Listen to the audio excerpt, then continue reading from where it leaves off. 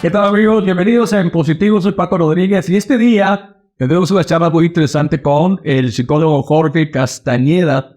Vamos a dar parte de su historia y además platicaremos sobre un tema que es muy complicado, que es muy difícil, que es la depresión y la ansiedad. ¿Qué rasgos existen en el ser humano que puedan ayudarnos a entender si tenemos estos padecimientos y acercarse con los profesionales? Así que quédense con nosotros. A lo largo de esta hora charlaremos con el licenciado Jorge Castañeda, que además tiene su contacto emocional aquí por este canal y también su instituto Contacto Emocional. Así que quédense con nosotros. Sé que va a ser una charla de muchísimo, pero muchísimo aprendizaje. Regresamos aquí en Positivo.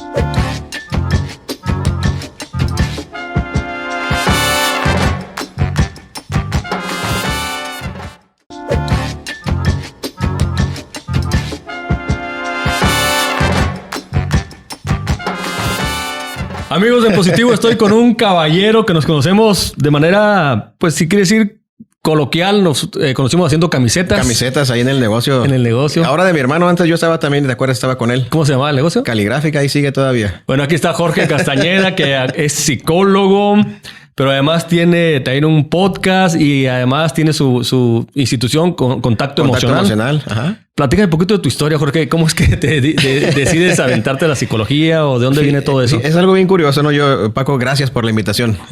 Fíjate que yo le comento a mis amigos que si me hubieran preguntado a los 20 años si quería estudiar psicología, la verdad es que yo hubiera preguntado, ¿y eso qué carajos es? ¿No? Ni que estuviera loco yo, ¿no? Ni que estuviera loco.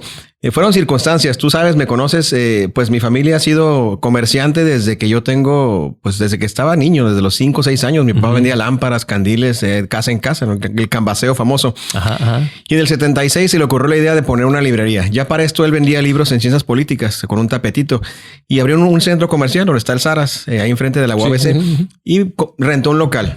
Y luego fueron 2, 3, porque el negocio del libro iba a la alza, ¿no? Antes de internet. Sí, en los 70s. En los 70s. En los 80s mi padre ya tenía un imperio de librero. Pues no un imperio como tal, pero sí tenía varias librerías, varios pisos. Si quieres, lo mencionas para que la gente ubique quién está. La Universitaria, Don Quijote, que justamente aquí abajo era una librería. Estamos ahorita aquí en el área de Plaza Fiesta. Plaza Fiesta, Contacto, ahí en Plaza Cachanilla era otra librería. Ahí sigue, bueno, no, ya no está.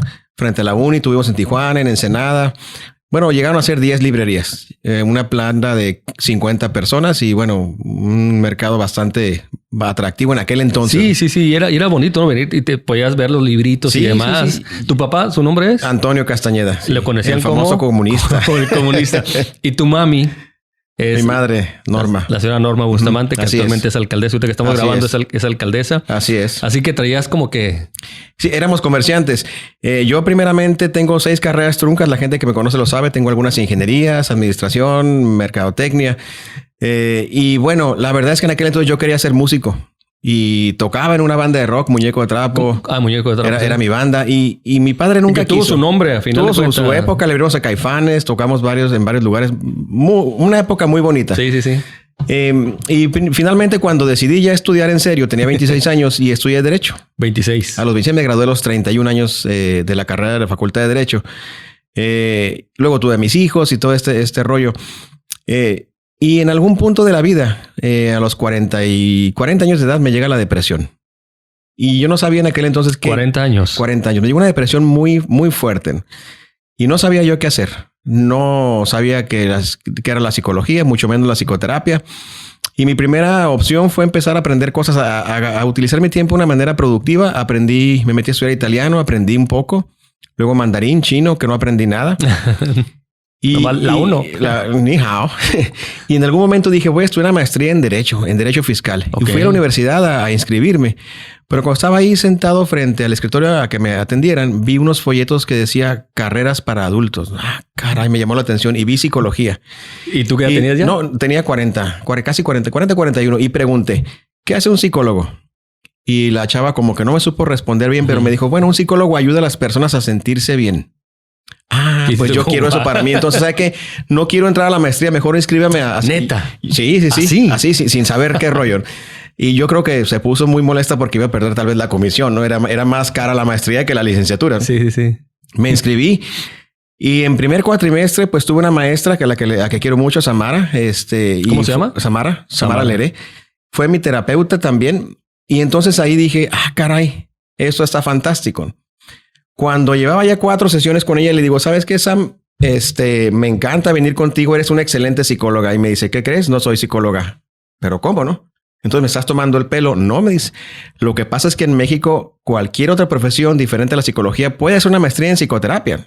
No es cerrado para los psicólogos. No todas las escuelas lo permiten. ¡Órale! El 80% tal vez sí. Wow, estás dándome luz en muchas cosas. Oh, ahí están. Sí. Entonces decidí, siendo abogado, inscribirme a la primera maestría y al mismo tiempo cursaba la licenciatura. Entonces, el aprendizaje fue muy interesante. Sí, Súmale edad, experiencia, una carrera previa.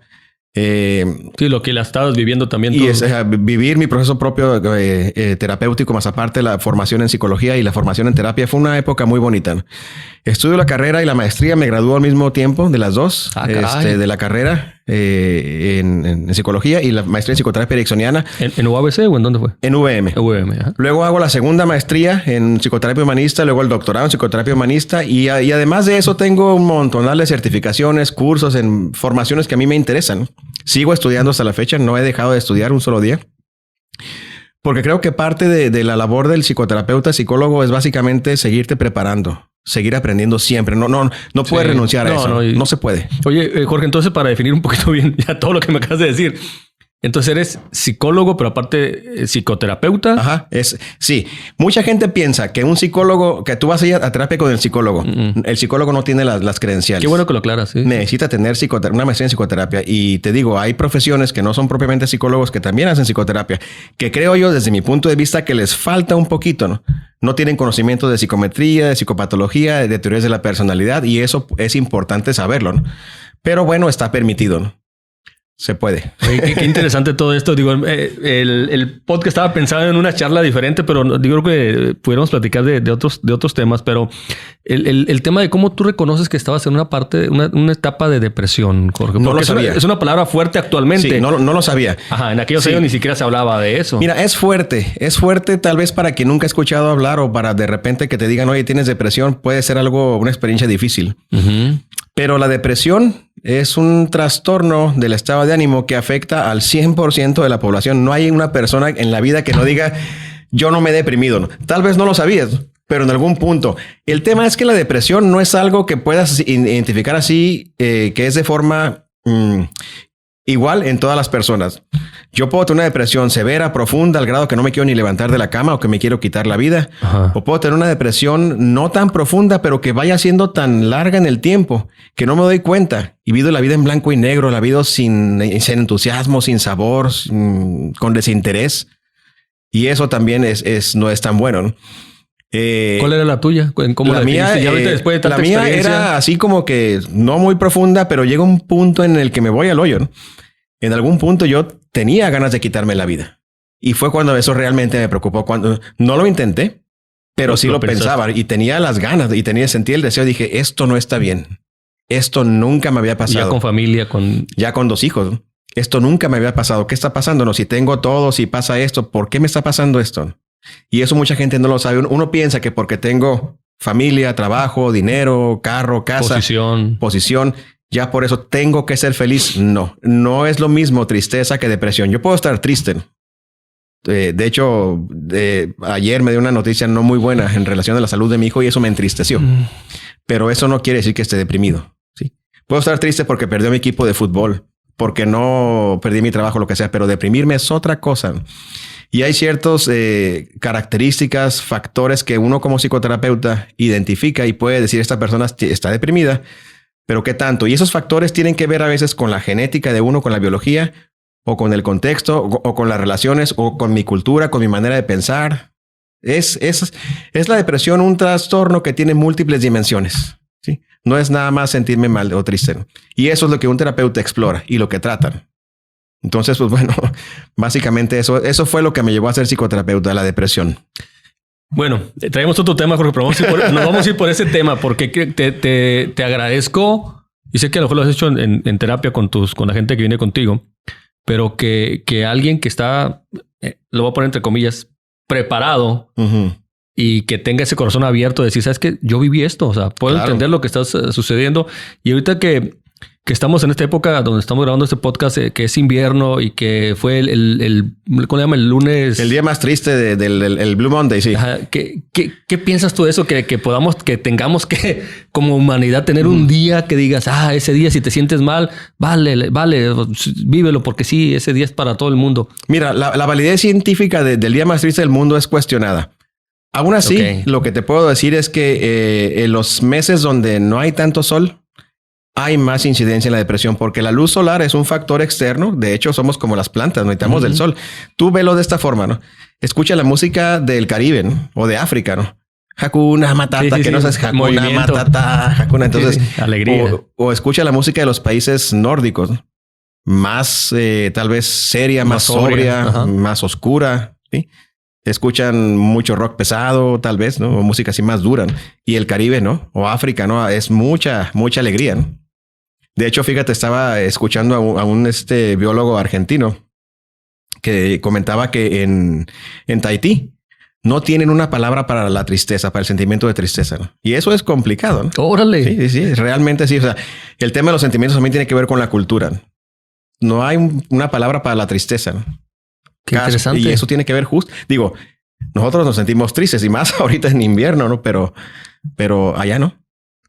Oye, pero bueno, es cultural. Tú lo comentas también, ¿no? Totalmente. Pero, por ejemplo, acá tú como psicólogo y que tratas todos los días con gente, es un proceso, el tema de la depresión, un proceso difícil, ¿no? Que puede permear a la familia y permea en todos los estratos sociales y demás, en el económico, en el espiritual, mil cosas. Sí.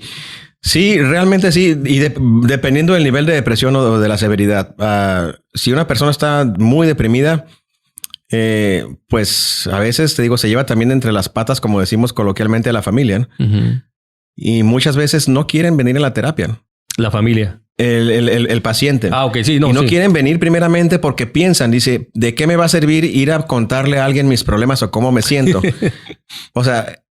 A veces no, yo creo que infravaloramos el poder de una buena conversación, y sobre todo una conversación terapéutica, ¿no? Freud decía la cura por la palabra, ¿no?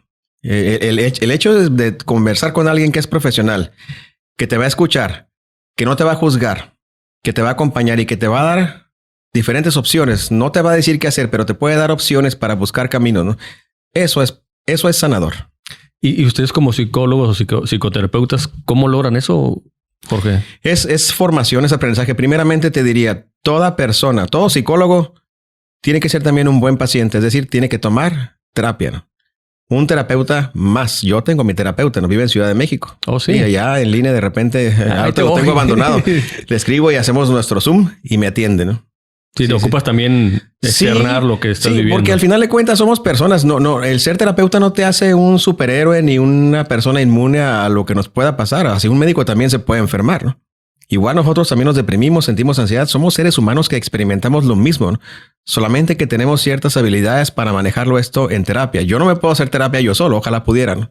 ¿No se puede? No, yo no. O sea, bueno, tengo recursos, puedo hacer meditación, puedo hacer autohipnosis, puedo hacer actividades que me sirvan para estar de alguna manera mejor afinado emocionalmente. Pero yo, ni modo que converse con el espejo, ¿no? Necesitas tener a alguien que te Necesito un terapeuta, ¿no? Y que escuche tus respuestas, inclusive tus movimientos, Sí. que mil cosas que analizan ustedes, ¿no? Exactamente. Y básicamente que dialogue conmigo. Es el diálogo terapéutico. Fíjate, hay un principio muy importante, ¿no? En la psicoterapia. Decimos, no lo digo yo, lo dice los estudios de psicoterapia, los pensadores dicen, lo que realmente cura en una sesión de terapia no es tanto la técnica, no es tanto el enfoque terapéutico. Lo que realmente sana es la relación. Sí, la relación terapéutica, sentir que alguien está conmigo acompañándome. Eso, tal vez, a lo mejor si me estás escuchando y en televisión y lo escuchas así como lo digo, a lo mejor no te hace mucho sentido. Pero ya que estás ahí, te das cuenta de que es correcto, ¿no? De que realmente lo que sana es la relación. Oye, Jorge, ¿tú crees que actualmente tenemos ese tabú que a lo mejor en los 80, 90 era de no vayas con el psicólogo, o sea, ni que estuvieras loco, o sea, tú solo puedes salir adelante? ¿Crees que todavía? No me lo contestes ahorita. Lo voy a contestar aquí al regresar en positivo. Traíamos otro tema, pero hoy vamos a platicar con Jorge Castañeda porque la historia que él tiene también como ser humano como individuo es muy interesante. Además, con esas dos personalidades que son sus padres, el comunista y la actual alcaldesa Norma Bustamante. Vamos a regresar para platicar sobre un poquito más enfocado y que nos dé luz sobre lo que es el tema de la depresión. Creo que la gran mayoría de gente que nos está viendo ha conocido a alguien o tal vez ha vivido esa situación y has escuchado ese pensamiento de alguien que dice, es que no quiero esta vida, ¿para qué estar acá? Ya no le veo sentido. De eso vamos a platicar aquí en Positivo.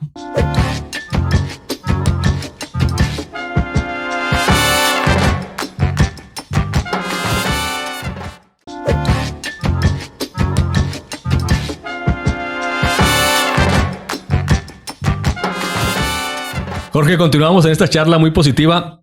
Eres un hombre positivo. Soy un hombre positivo, sí. Y abrazo también la tristeza. Fíjate que yo sé que el tema iba a ir por la inteligencia emocional, pero al final de cuentas las emociones son parte de la terapia y de parte también de los procesos depresivos y ansiosos.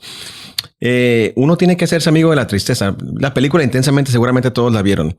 Sí.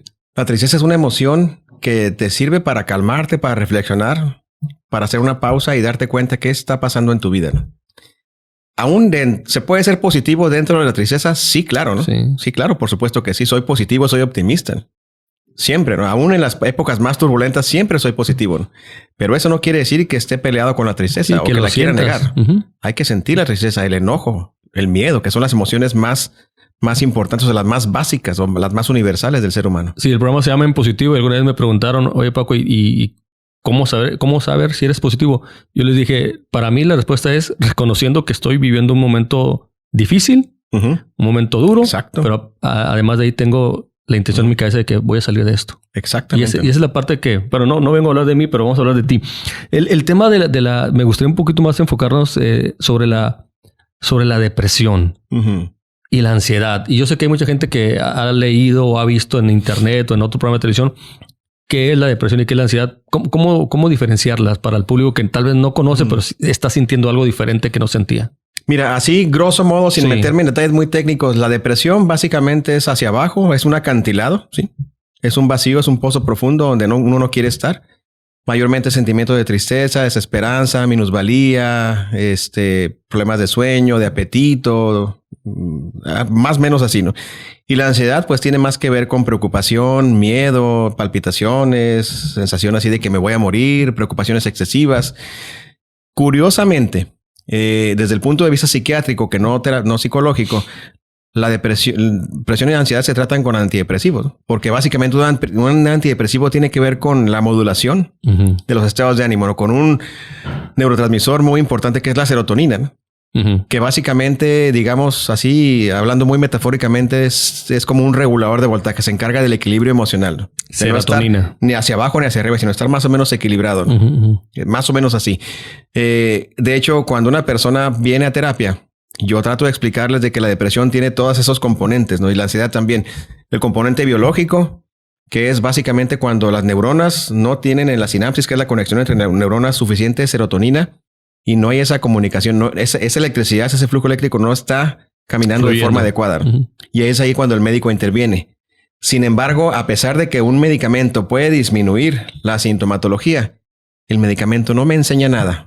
No me enseña a pensar diferente, no me enseña a regular emociones, no me enseña a relacionarme diferente con mi pareja, con mis hijos, con mi padre, con mi madre. Eso es la terapia, ¿no? Desarrollar habilidades para transitar en la vida. Sí, a lo mejor te saca en ese momento, pero si no tiene la otra parte, pudiera regresarse. Sí. Ahora, ¿por qué a veces un psicólogo, un psicoterapeuta como yo le dice al paciente, o sea, es que necesito que también vayas al psiquiatra, ¿no? Y se puede asustar. Porque dice, oye, pero no estoy loco. No, yo sé que no. El psiquiatra no nada más atiende locos. Todavía te lo dicen. Digo, loco es una palabra muy fea. Sí, pero todavía te lo dicen. Me lo dicen, sí. Sí, es como pensar que un ginecólogo o ginecóloga únicamente atiende mujeres embarazadas. Claro que no. El ginecólogo atiende a la mujer en general. Para muchos temas. Oh, qué buen ejemplo, sí. Entonces es lo mismo. Un psiquiatra puede atender ansiedad y depresión. A veces la depresión o la ansiedad pueden ser tan severas que un paciente no tiene la energía, la estabilidad suficiente para un proceso terapéutico.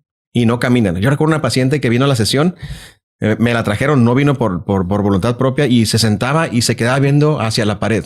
Y yo le hablaba y le preguntaba cosas y no me respondían. Entonces me di cuenta que estaba en una depresión demasiado severa. La canalicé a psiquiatría, empezó tratamiento, regresa al mes conmigo y empezamos ya a trabajar. Es una paciente que quiero mucho, que ya la di de alta, ya salió, pero fue necesario también canalizarla a psiquiatría. Y eso también la gente lo tiene que entender. No siempre, pero a veces la terapia por sí misma no funciona. Necesitamos apoyo del psiquiatra. Ahora, si vas al psiquiatra, hay que saber que el psiquiatra te va a decir seguramente que vayas a terapia, porque el medicamento, como lo digo, no te va a enseñar nada. Pero los psiquiatras tienen esa visión también. También, decir, por supuesto, okay, ellos lo saben perfectamente. Como algo bien. integral, es Totalmente, decir, sí. terapia, psicólogo y el medicamento. Exactamente. Y generalmente es un medicamento por cierto periodo, quiero pensar yo. Sí, aunque los tratamientos para la depresión mayormente no son así como que una semana, un mes. Mayormente durarán 6 o 8 meses, un año. Algunas personas, hay que decirlo también, algunos trastornos psiquiátricos tienen la comorbilidad de la depresión. Es decir, por ejemplo, un trastorno bipolar. ¿La qué, perdón? La comorbilidad. Quiere decir que son varios trastornos juntos, ¿no? Okay. Una persona que tiene trastorno límite o que tiene trastorno bipolar también tiene integrada la depresión. Entonces, esa depresión nunca se va a ir. Nunca se va a ir y los medicamentos tienen que ser de por vida porque hay un trastorno primario. ¿Tienes pacientes así? Sí, sí tengo pacientes así. Y el antidepresivo va a estar siempre. Y la terapia también es para siempre porque son trastornos muy complicados que requieren apoyo siempre. Oye, Jorge, ¿cómo te tengo? Digo, en este caso, si estuviéramos empezando la charla, licenciado Jorge Castañeda, psicólogo y psicoterapeuta. Sí, tengo pues soy psicólogo, que es una licenciatura, tengo 2 maestrías y un doctorado, pero a mis pacientes les digo que me digan Jorge, ¿no? Sí, no, pero para que la gente tome la confianza de decir, bueno, me acerco con él y le pido al público, y hoy creo que estamos en una etapa donde tenemos tanta información, pero es esencial acercarse con profesionales. Totalmente. Y te recomiendo, Jorge, también porque tienes tu instituto, que ahorita vamos a platicar también de esto, y traes ese corazón de ayudar, que algo que tú viviste, dices, pude controlar, o no sé si se controla o si se desaparece, pero yo estoy tratando de ayudar a más gente. ¿La depresión en sí se acaba? Mira, hay una figura que se llama recaída. En depresión sabemos que siempre va a haber recaídas. Oh, sí. Ahora, si yo me deprimí, voy a terapia, aprendí cosas, desarrollé habilidades, cuando venga la recaída, tengo más recursos para salir adelante, ¿no? Y tal vez ya no voy a recaer tan profundo, ¿no? De hecho, en la depresión sabemos que... Es como el alcohólico, entonces que tienes que estar... Sí. Día a día. La terapia, bueno, aunque ya, por ejemplo, cuando te dan de alta, puedes de alguna manera agendarte cada 6 meses. Yo creo que es más o menos el tiempo que yo tomo terapia. A veces algunos años he estado cada mes, a veces cada 2 meses. Por momentos que estás viviendo. Sí, dependiendo. Ahorita, por ejemplo, que tengo mucha carga de trabajo, estoy más o menos cada 3 meses en sesión. Para también nutrirte y para exteriorizar lo que traes. Pero, por ejemplo, yo que practico meditación lo hago todos los días. Entonces, la práctica de la meditación es un recurso muy importante que de alguna manera sé que cuando estoy tocando fondo puedo salir rápido porque ya tengo ciertas habilidades. Sí, y lo desarrollas, ¿no? Es que actualmente tenemos tantas cosas, Jorge, que nos dice uno, aprende a respirar, ve con el psicólogo, con el psiquiatra, con el terapeuta. ¿Qué tan válido es tener tanta información, Jorge? ¿Así tendríamos que estar el ser humano ahorita como estamos actualmente? Fíjate que sucede algo, ¿no? Que se parece mucha información porque nos llega tarde, ¿no? Nos llega tarde y yo creo que, y es algo, un pienso que comparto con muchos otros psicólogos, que desde la primaria tendrían que enseñarnos a gestionar las emociones, ¿no? En la secundaria tendríamos que saber en ciencias naturales que existe la depresión y la ansiedad. No sé si en los libros de texto actuales se mencionen, ¿no? Pero tendríamos que saberlo. Tú estudiamos. Si no, realmente el chanclazo. No, el chancloterapia, ¿no? Pero siempre, si no eras bueno en matemáticas o en física, que yo fui pésimo. Si ven mi certificado de prepa, tengo puro título de suficiencia en matemáticas, química, física, cálculo diferencial integral, todo. O sea, realmente me fue de la patada. Ya ni para qué te acuerdas de esas materias, ¿no? Digo, y no que fuera tonto, ¿no? Realmente, pues, andaba en otro... Eras para otra vocación, yo quería pues ser artista. Sí, y lo eres a final de cuentas, ¿no? También lo digo así, platicamos un poquito de su artisteada. Pues yo me acuerdo de esos muñecos de trapo que funcionaban. Sí. Y luego había otro, más o menos se le emparejaba uno que se llamaba Dosis también. Éramos muñecos... Bueno, Dosis surge después. Éramos Grafía, Barra Libre y Muñeco de Trapo. Les mando un abrazo a todos mis compañeros. Éramos los 3 grupos de aquella época de los 80. Sí. Eran los grupos locales, grupo de rock local, como dicen. Sí, que le llegamos a abrir a Caifanes, Grafía y nosotros. De Grafía, Marco Castañeda sale de ahí y hace Dosis, ¿no? Con el Polín, con el Cuni, con el Carlos. Y luego ya se separan, ¿no? Y el Cuni ahorita sigue tocando, el Marco también, todos andan en activo en otros proyectos, pero ahí los veo todavía. Algún día habrá el reencuentro. Y regresando al tema de la gente que está ahorita viendo el programa y que todavía está pasando por esos momentos. Hay gente que ha pensado en esa parte que tú comentabas anteriormente del quitarse la vida. Sí.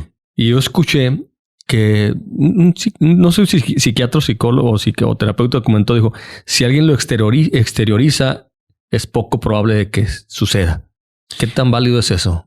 Si alguien lo exterioriza en sesión, yo tengo la obligación de indagar un poco más y mayormente canalizar con psiquiatría. Uh-huh. Sí, porque si alguien lo exterioriza en una sesión terapéutica, yo sé que lo está comentando en un espacio donde va a hablar de su estado emocional, ¿no? A lo mejor si lo dice en una fiesta, pues lo dice en broma, ¿no? Pero si lo dice de manera repetida, entonces ya no es una broma, ¿no? Uh-huh. Porque lo está pensando, ¿no? Entonces, para poderlo decir, lo tengo que pensar. En mayor o menor forma, yo en terapia no me lo tomo a broma, no me lo tomo muy en serio. Sí, claro. Sí, y sí, si hay un riesgo de suicidio, necesariamente canalizo psiquiatría, hablo con la familia y estamos muy al pendiente porque necesitamos tener una muy buena red de apoyo. ¿Será acaso que todavía la familia no lo toman tan en serio? A veces no lo toman en serio y hay que concientizar de que realmente es un riesgo, ¿no? Porque el riesgo siempre está ahí. Alguien nos está viendo y a lo mejor el hijo comentó o tal vez el esposo, que muchas veces a los hombres nos ven como que no nos pasa nada. Sí. Y nosotros creemos y nos compramos que a mí no me tiene que pasar nada. Uh-huh. Si en algún momento se comunica, entonces ya tendría que buscar un experto. Totalmente. La mala educación que nos dieron emocionalmente, que dicen los hombres, dicen que los hombres no deben llorar. Y no, claro que tenemos que llorar. No, sí, yo creo que, la gente que me ha visto en televisión, yo varias veces lloré en televisión porque realmente siempre fue el lado de mostrar mis emociones. No me cohibí en esa parte.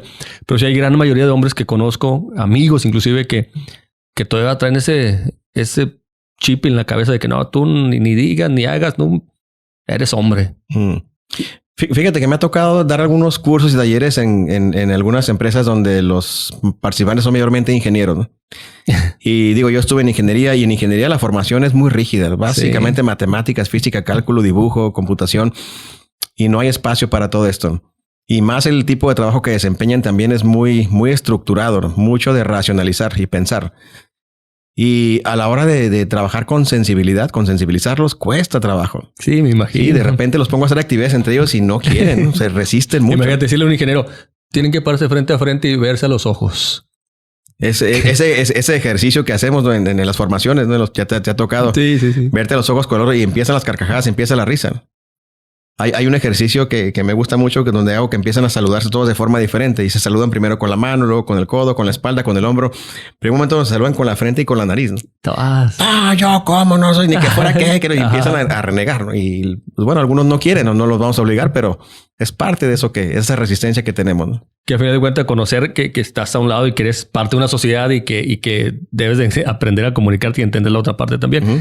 Regresando a este tema de la ansiedad que en pandemia, Jorge, se fue a la alza, ¿no? Y escuchábamos por ahí, yo escuché una entrevista donde el burro Van Rankin, no sé si le tocó verla, que dice que él pues padece ataques de pánico, pues. Uh-huh. Y que una vez llegó a un hospital y que como con taquicardias y demás, a lo mejor alguien está viviendo ese tipo de situaciones. ¿Esas van creciendo o se acaban solas? ¿O cómo es el proceso del tema de ansiedad? Porque en este caso el burro me estaba diciendo en la entrevista que siempre se tomas una pastillita ya. Tiene una pastilla para tomarse. Fíjate que en los medicamentos que se dan, yo he escuchado a algunos psiquiatras que dicen, bueno, hay medicamentos que se llaman medicamentos de tratamiento, que son los antidepresivos, uh-huh, y los de rescate, ¿no?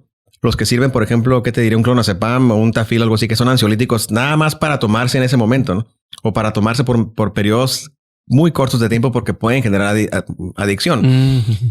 Entonces, pues hay que saber eso, ¿no? Hay que tomar terapia, por supuesto. Hay que desarrollar habilidades. Yo experimenté mi primer ataque de pánico o crisis de ansiedad en el 97. Me operaron de la columna vertebral. Una cirugía me operó el doctor Flores Escamilla de C6, C7, esta parte de aquí. Ajá. Y resulta que pues cuando estaba en la recuperación, iba caminando, me tenía moviéndome y de repente empecé a sentir que quería salirme del cuerpo. Así como que me estaba muriendo, como me costaba trabajo respirar y hiperventilar. Ya tenías profesión de... No era psicólogo todavía. Ajá. Y nunca me había pasado. Entonces yo le dije a mi mamá, ¿sabes qué, mamá? Me está dando una chiripiolca. Fue la manera, el término que pude darle a lo que me estaba pasando, ¿no? Okay. Y así le decía la chiripiolca. Hoy sé que era una crisis de ansiedad. Me ha dado en algunas que otras ocasiones, sí. Pero ya con los recursos que tengo, ya lo que sé es que lo que le digo a mis pacientes, primeramente hay que saber que es una crisis de ansiedad. Segundo, hay que saber que por más incómoda que sea, va a pasar. No me voy a morir de eso. Okay. Es transitoria. Y ya tercero, pues bueno, es aplicar ciertas técnicas que enseñamos en terapia, ¿no? O en cursos. Y las aplico conmigo mismo, ¿no? Y pasan. Y ahora lo que pasa es que son con menos intensidad y duran mucho menos tiempo. Y son mucho más esporádicas. ¿Hay algunos rasgos que pudiéramos, no sé, enumerarle a la gente para el tema de los ataques de ansiedad o cómo reconocerlo? Si quieres regresar, me lo platiques. Claro que sí. Que sí.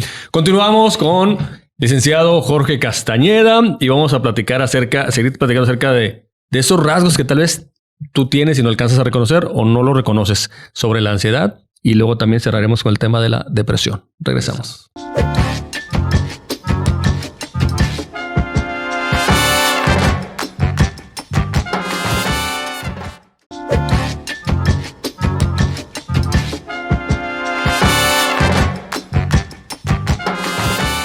Continuamos, Jorge, con esta charla de tu contacto emocional. Nos brincamos acá en positivo.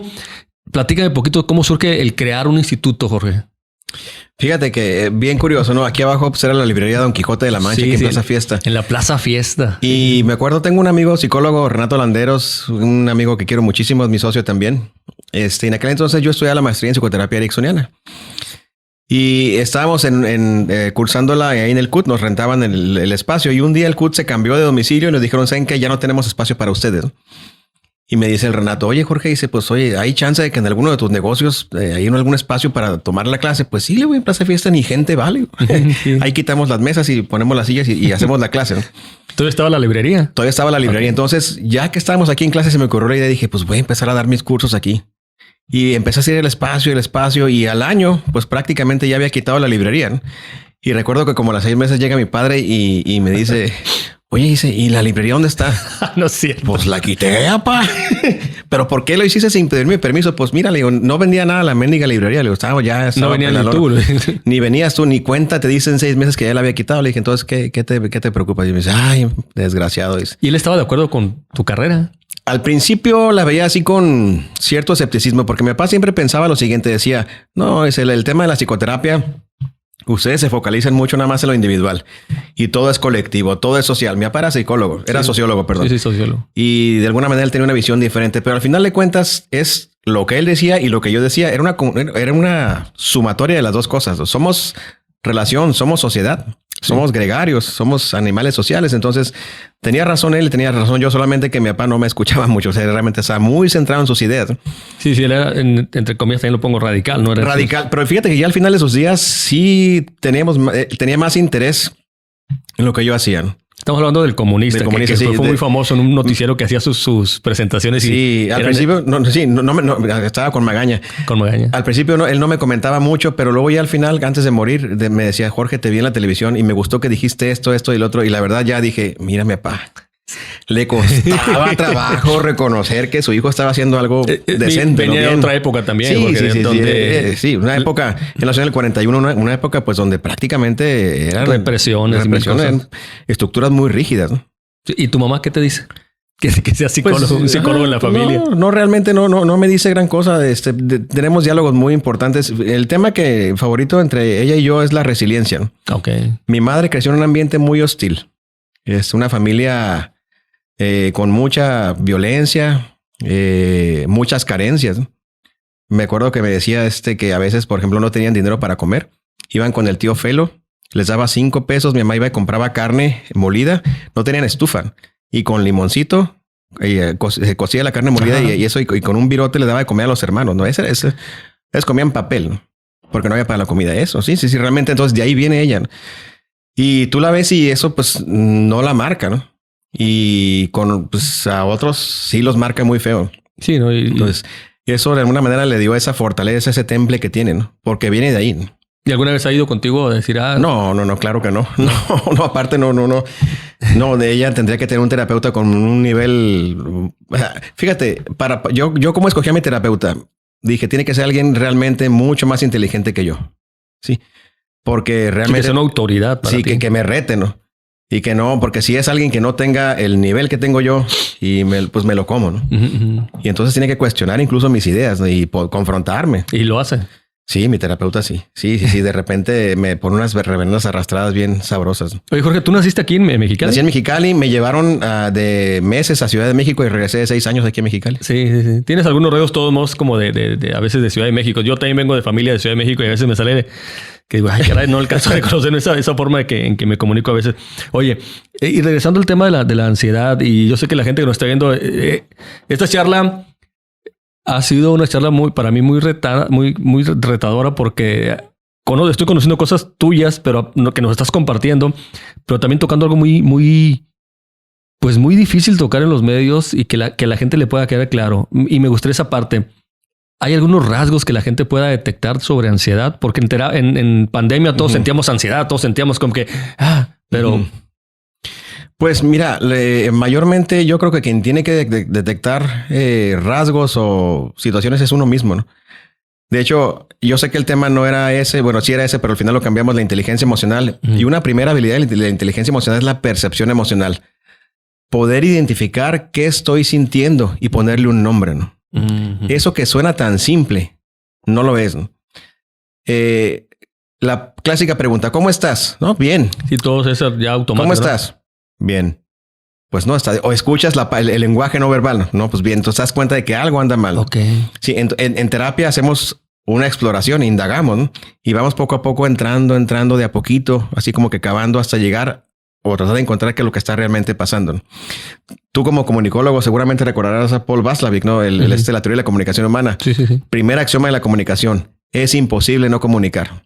Y un paciente que llega a sesión y no comunica, que se queda callado, algo está pasando. Ya dijo algo, sí, correcto. Algo está pasando. Me acuerdo una vez en sesión, una paciente me dijo, yo más o menos tengo una distancia de 3 metros o 2.5 entre mi silla y el sillón del paciente. Y me dijo, oiga, doc, ¿se puede hacer más para atrás? Ah, caray. Sí.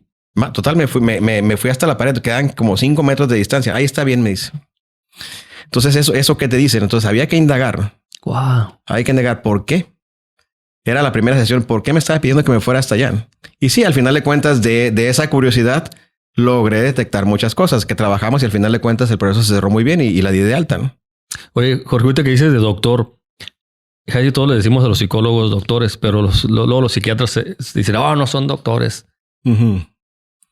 Pues, mira, por ejemplo, un médico general es licenciado en medicina realmente, ¿no? Te dicen doctor de cariño. En mi caso, pues me puedes decir doctor por el doctorado, ¿no? Ah, ok, sí. Pero al final de cuentas, yo creo que el título no hace a la persona. Yo digo... Pues sí te ha tocado esa parte, ¿no? Que sí, yo les digo, díganme Jorge, pero pues algunas personas no sienten la confianza y te ven así como con autoridad.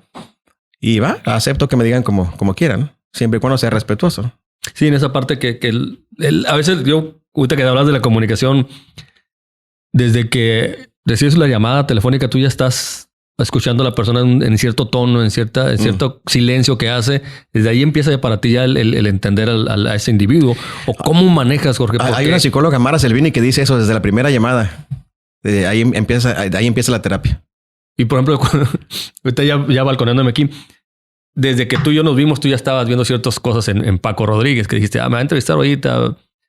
O cómo es tu forma de ver un ser humano actualmente en esta parte tan coloquial que era una entrevista. En este caso, por ejemplo, mi atención y mi intención está más que nada focalizadas en el curso de esto, ¿no?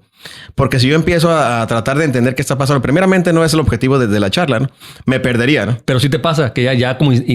No pasa. A veces puede uno pensar de que un psicólogo te va a estar siempre, como dicen, psicoanalizando, ¿no? Sí. O tratando de estudiar.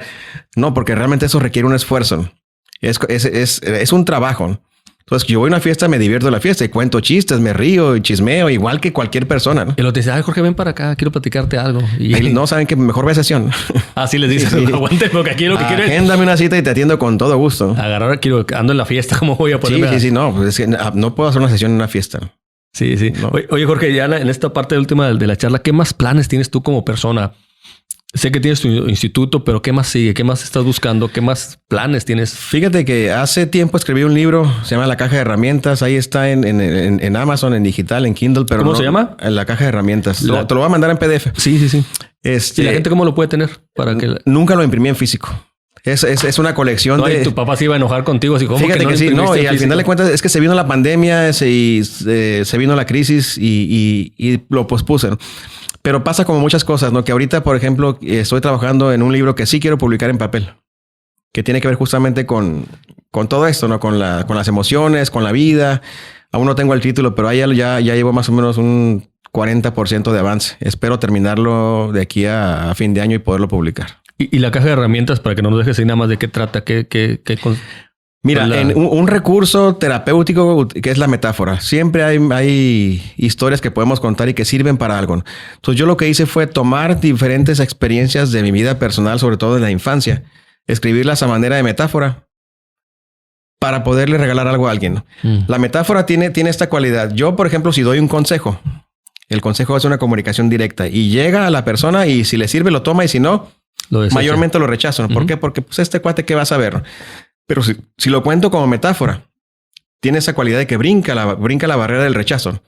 Entonces, como no es amenazante, tomo lo que me sirve y lo que no lo suelto.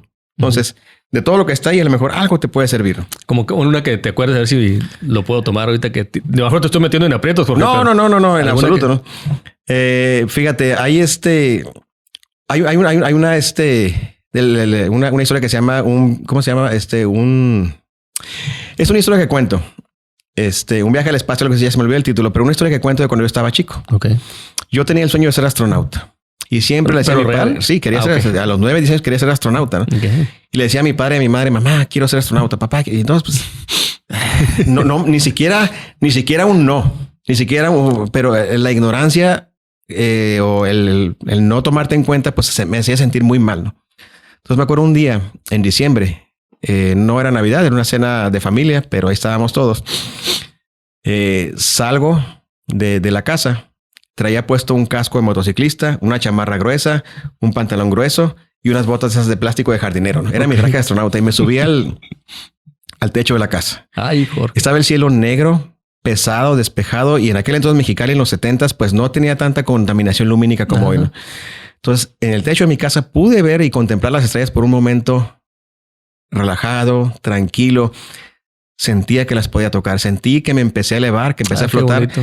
Y en la imaginación, que es el fundamento de la hipnosis, en la imaginación empecé a hacer mi viaje espacial, ¿no? Un niño de 9 años yendo al espacio. Cuando termina la experiencia me bajo con la convicción, con la sensación de que realmente yo había sido astronauta por un momento y que fui al espacio, ¿no? Viví la experiencia, ¿no? En la imaginación. Y a veces lo que imaginamos puede ser tan poderoso como lo real, ¿no? Entonces creo que... relato de un sueño cumplido. Así se llama el cuento. Relato de un sueño cumplido. Justamente por eso. Porque al final de cuentas cumplí con mi sueño de viajar al espacio. En la imaginación, pero lo cumplí.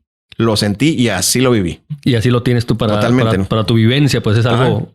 De hecho, la hipnosis no es nada más una técnica. También doy clases de hipnosis. Es de alguna manera un estado de conciencia al cual accedemos de forma natural. Una persona deprimida está en un trance hipnótico negativo, ¿no? Mayormente imaginando tragedias y las está viviendo como si fueran reales, ¿no? Y en este caso fue una fantasía generada por mí mismo a los 9 años, donde me di la oportunidad de viajar al espacio. Y hasta la fecha, esa experiencia la sigo viviendo como si hubiera sido real. Qué bonito. Digo, qué bonito, un sueño cumplido, sí. Qué bonito tener esa forma de ver la vida. Que a veces nos cuesta trabajo, Jorge, porque no falta el que diga, ya déjate tú loqueras. Sí, o sea, es real. O sea, a mí me ha pasado también que cuando a veces platico cosas y dicen, ay, Paco, por favor. O sea, o a veces, como dices tú, o te ignoran completamente. A ti, tú lo cumpliste, aunque tal vez en casa no se los platicaste a tus papás. Papá, ya, no. Lo leyó mi mamá. Lo leyó. ¿Y qué dijo? Y eso se conmovió. Sí. Y mi mamá siempre me dice, oye, Jorge, tantas cosas que hiciste, nunca me dijiste nada, porque ya era bien travieso, ¿no? Mi mamá se entera de repente de las travesuras que hice de la prepa, en la secundaria, o sea, ya después, ¿no? Ya que no es regaño, ¿no? Es estricta. Era muy estricta. Con nosotros sí. ¿Y tu papá? Mi papá sí. Mi papá no... Fíjate, algo que le agradezco, pero al principio le reclamaba es que mi papá me obligaba a leer.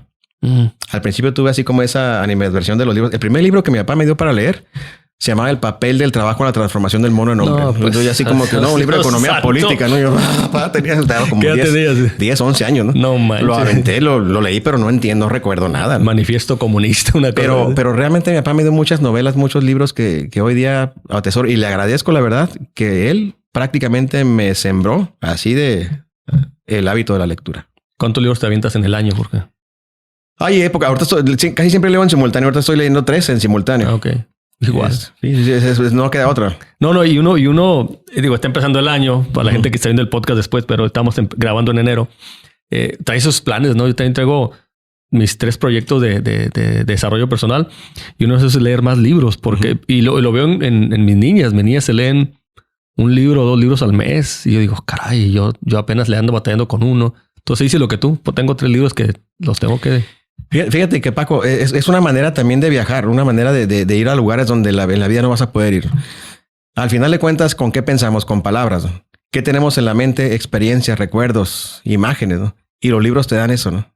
Te lo dan y la diferencia entre ver una película y leer un libro es que cuando estás leyendo el libro, tu mente está generando la experiencia, no estás viéndola ya digerida, ¿no? Y te haces inmerso en el... Totalmente. Uno de mis libros favoritos se llama Historia del viento de Carlos Ruiz Zafón. Historia del viento. La sombra del viento, perdón. La sombra del viento de Carlos Ruiz Zafón, sí. Martín Sempere, ¿no? Daniel Sempere, perdón. Es un niño que tiene su padre una librería de libros antiguos, ¿no? Un libro que la verdad se lo recomiendo ampliamente. Es una trilogía. Yo nada más leí La sombra del viento. No he leído los demás, pero también los tengo ahí anotaditos ya para... Perfecto. ¿Dónde te localiza la gente, Jorge? Redes sociales, la página de Contacto Emocional en Facebook o mi WhatsApp 686-221-8623. Ahí me pueden escribir. 221 8623. 86. No me marquen porque luego estoy en sesión, no Sí, puedo no, pues contestar, no, pero me un pueden WhatsApp. mandar mensaje en WhatsApp. Oye, Jorge, y nada más para cerrar ya, productora, ahí aguántame un poquito nada más. 2 minutitos para dejarte el tema claro de la depresión y la ansiedad. Si alguien lo está viviendo, ¿qué les recomiendas? Primeramente, les diría, vayan a terapia. Vayan a terapia. ¿Quién es el mejor psicólogo? A quien tú le tengas confianza, ¿no? Eso es importantísimo. Que le tengas confianza, que sientas que no te juzga, que te vas a sentir aceptado, porque como decía, más allá de la técnica, lo que importa es la relación. Y la relación. Que vayan a terapia, que sepan que a todos nos pasa. No es algo que nada más les esté pasando a ellos. A todos en algún momento nos pasa. A veces más, a veces menos, ¿no? Pero a todos nos pasa, ¿no? Y que tiene solución. Tiene solución. La depresión es tratable, sí. Pero el tratamiento es ahora sí que un traje a la medida. Lo que te queda a ti no necesariamente me queda a mí. Excelente. Pues muchísimas gracias, Jorge, por el tiempo. El licenciado Jorge Castañeda, y lo encuentra en Contacto Emocional. Además, tienes tu podcast también por el canal 66 los martes a las 5 de la tarde. Sí, muchas veces a las 5 de la tarde. Sí. El productor. Sí, y en YouTube también ahí estamos, Contacto Emocional. Igual, Contacto Emocional. Ahí estamos. Pues ahí está la charla y sé que fue una charla sí diferente porque es una personalidad, pero además nos dio luz en estos temas que son tan complicados, que es la ansiedad y la depresión. Estamos aquí en Positivo.